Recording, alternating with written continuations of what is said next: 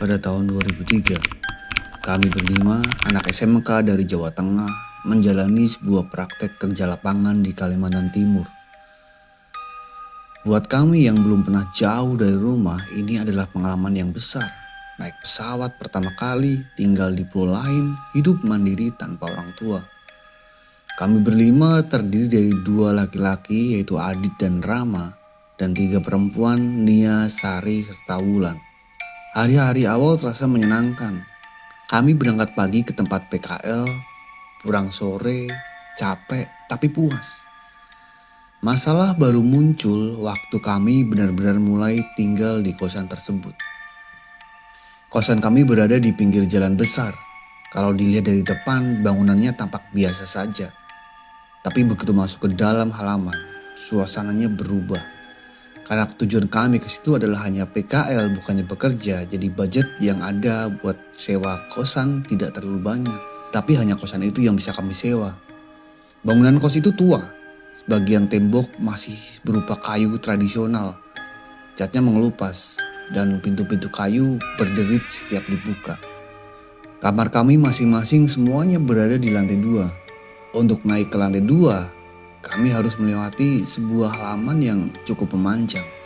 Dan di tengah halaman itu berdiri sebuah sumur tua. Sumurnya sudah tidak terpakai, namun juga tidak ditutup. Lingkaran batunya tampak retak dipenuhi lumut. Dan air di dalamnya terlihat gelap dan tidak bisa digunakan. Dan entah kenapa, setiap melewati sumur itu rasanya seperti ada mata yang menatap dari dalam kegelapan. Minggu-minggu pertama masih terlihat normal sampai suatu sore. Nia sadar betul dia menaruh sisir di atas meja.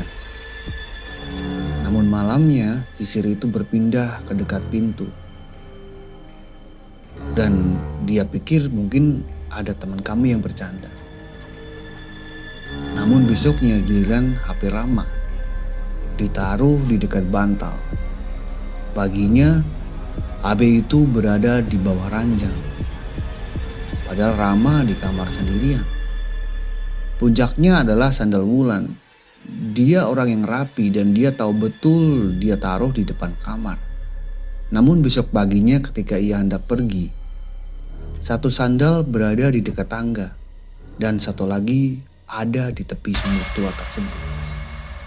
Kami mulai tidak berani bercanda soal hal ini karena semua kejadian terjadi saat kami berlima sedang bersama. Tidak ada yang keluar kamar.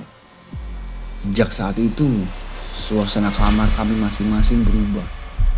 Kami sering terdiam, merasa seperti bukan cuma kami yang tinggal di sana.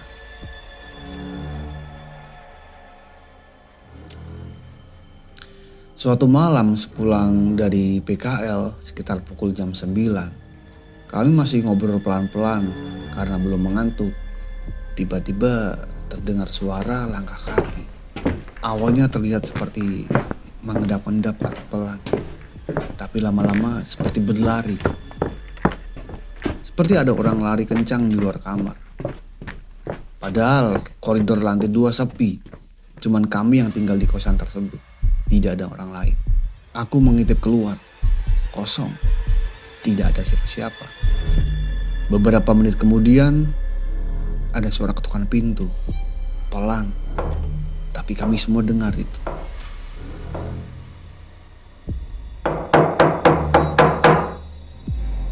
Kami semua saling pandang. Tidak ada yang berani membuka.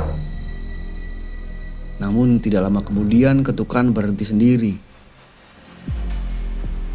Dan malam itu, kami memutuskan untuk kembali ke kamar kami masing-masing, tidur dengan lampu menyala. Beberapa hari kemudian, kami pulang hampir tengah malam karena ada lemburan. Halaman kos gelap, cuma lampu kecil di tangga yang menyala.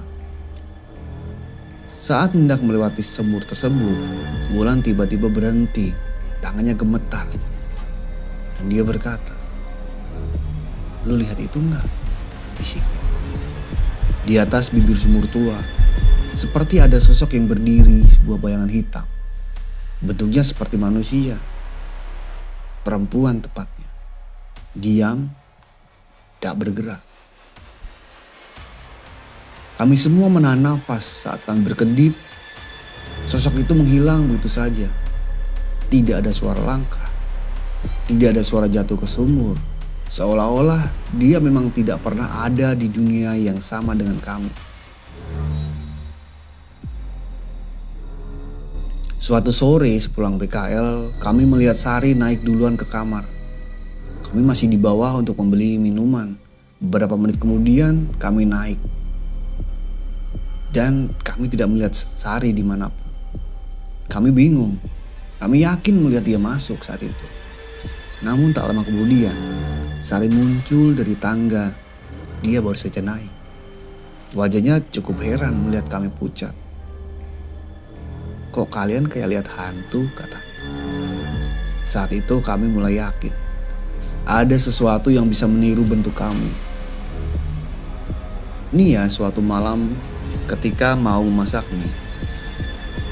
Api kompor kecil dan wajan sudah mulai panas. Dari pantulan wajan, dia melihat bayangan berdiri di belakangnya seperti perempuan berambut panjang. Nia menoleh cepat karena dipikir itu adalah temannya. Namun, tidak ada siapa-siapa. Tapi saat dia melihat pantulan lagi, bayangan itu semakin mendekat. Suara sendok jatuh dan Nia berteriak. Kami semua lari menghampirinya. Sejak itu, tidak ada yang berani ke dapur sendirian. Masing-masing dari kami sering melihat bayangan melintas di atas langit-langit kamar. Seperti ada sesuatu yang berjalan di atas plafon. Dan hampir setiap malam, kami mengalami tindihan atau sleeping paralysis. Dada terasa ditekan, sulit bergerak, sulit bicara. Seolah ada yang duduk di atas tubuh kami. Dan kami mulai percaya, makhluk itu tidak cuma ingin menakut-nakuti. Dia mulai tinggal bersama kami. Kami akhirnya dikenalkan ke orang pintar setempat. Dia menjelaskan tentang kayu belandar. Dalam rumah tradisional, kayu belandar adalah blok kayu besar yang melintang di langit-langit. Berfungsi sebagai penyangga utama struktur bangunan. Dalam mitos Jawa dan Kalimantan, posisi tidur menyilang dari kayu belandar dianggap memotong jalur energi. Dipercaya bisa membuat seorang lebih mudah tindihan atau diganggu makhluk halus. Istilahnya membuka pintu untuk energi negatif. Kemudian kami disarankan untuk tidur searah dengan kayu belandar dan tidak tidur terpisah. Jangan tidur sendirian untuk beberapa hari. Dan kami pun melakukannya. Namun malam pertama kami tidur bersama di satu kamar. Lampu dimatikan, kami berbaring rapat-rapat. Beberapa menit kemudian, kami semua merasa ada satu tubuh dingin ikut berbaring di antara kami. Tidak ada yang berani bergerak. Tidak ada yang berani menoleh. Tidak ada yang saling menegur. Kami semua diam sampai tertidur. Kami yakin kami berlima saat itu. Tapi rasanya seperti berenang. Karena teror yang semakin menggila, kami akhirnya disarankan untuk pindah kosan. Namun gangguan tersebut tidak pernah berhenti. Pada suatu malam, Sari mengetuk pintu kamarku. Saat aku buka, mukanya tertunduk, wajahnya kosong, tak berekspresi.